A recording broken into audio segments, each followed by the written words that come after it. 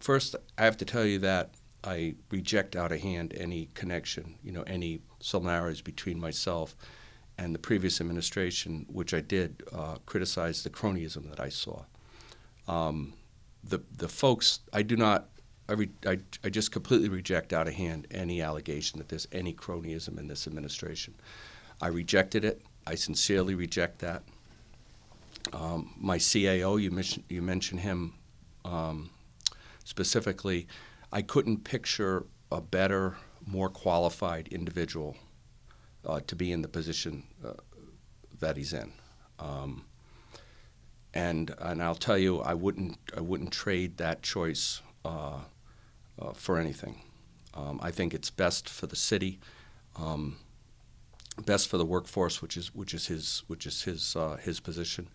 And he was not somebody that I knew before I began this process of running for mayor.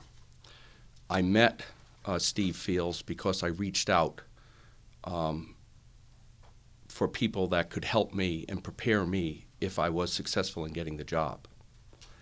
My relationship with him was built during the campaign, and my respect for his abilities only deepened during that process.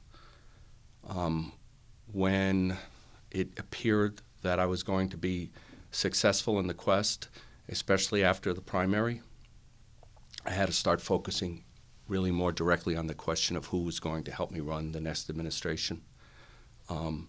And Steve Fields I'm not sure exactly how to put this, but it's a relationship that developed, and it was more me wanting his resource working for the city than him as a personal ambition. And I really respected that, and I respect his devotion to the mission that we're on. So there's I don't understand where anybody would get cronyism out of that. I could have gone through, there just seemed to be no point in going through some sort of a search for the chief administrative officer when I felt personally that I had the best person. I've been working with for a year. I had the best person for that job already working with me. And you can only get so much out of a search and resumes and interviews. You still don't really know what you're going to be working with. I felt safe that I knew that I was going to be working with a quality person who could do the job. There was no need to take any other chances on that.